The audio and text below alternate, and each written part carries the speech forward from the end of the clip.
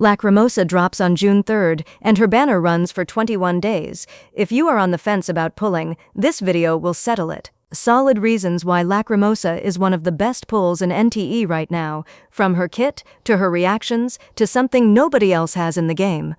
Let's go through all of them. First, she unlocks the strongest reaction in the game. This is the most important reason, and it has nothing to do with her personal damage numbers. Lacrimosa is a Chaos Element character.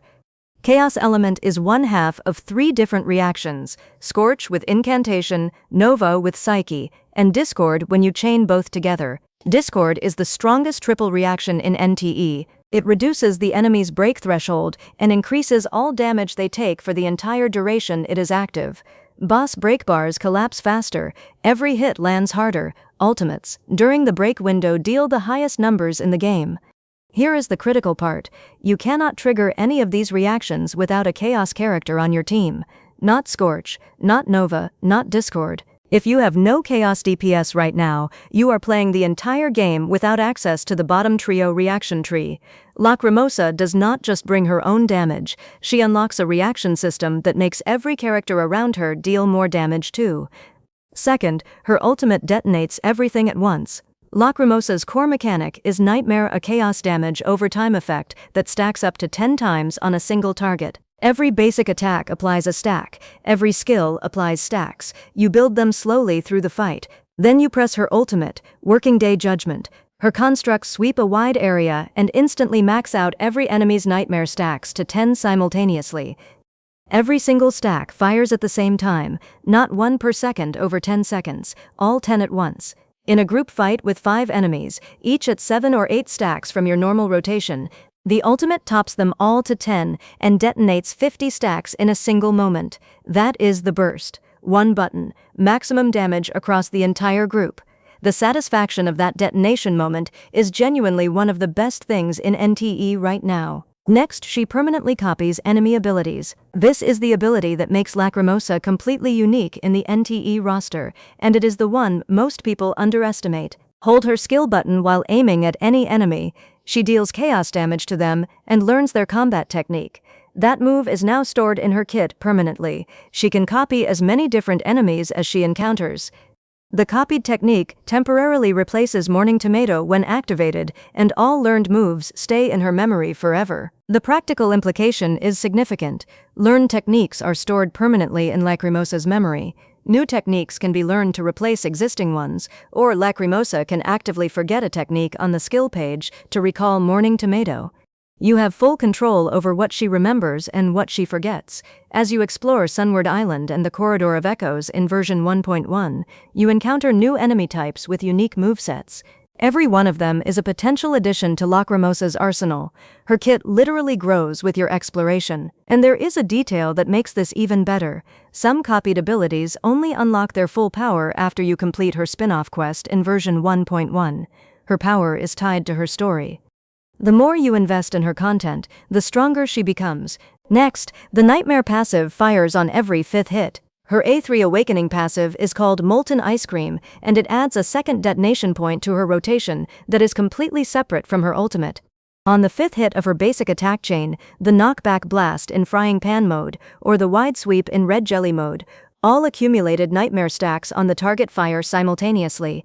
Every time you complete a 5-hit chain, you get a mini detonation of everything you have built up. This means her damage is not only coming from the ultimate, it is coming from every completed attack chain as well. The 5th hit is a damage spike. The ultimate is the big spike. 2 detonation points in the same rotation. Always complete your 5-hit chains. Never interrupt before the 5th hit. Level 1 Awakening increases the nightmare damage multiplier by 50%. Level 2 Awakening increases her damage by 15% for 15 seconds when she enters the field via orbit entry attack. Even at base Awakening, her nightmare damage is already strong, and it scales well with investment. She has incredible multi-target damage. Most Chaos DOT characters struggle in multi-enemy situations because DOT has to be applied to each target individually. Lacrimosa does not have this problem. Morning Tomato, her Esper skill, sends constructs out in a wide area that applies Nightmare to every enemy caught in it simultaneously.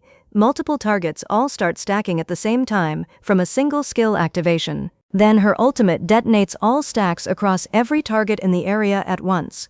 5 enemies at 8 stacks each, one ultimate wipes all of them to 10 and detonates everything. In the new Corridor of Echoes content in version 1.1, where enemy groups are common, Lacrimosa's area damage output is among the highest in the game.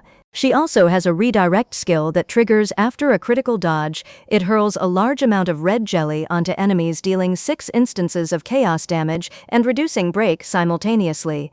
Even her defensive response deals meaningful damage and contributes to breaking enemies faster. Her signature arc extends the break window.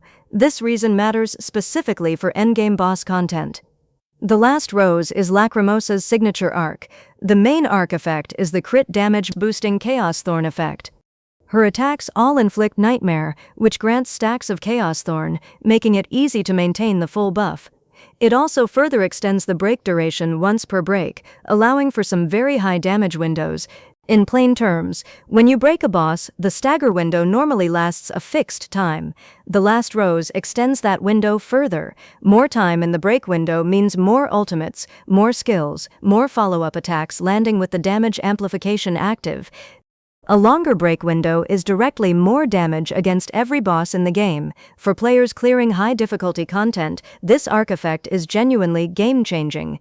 The most exciting reason is she turns into a bat for open-world exploration.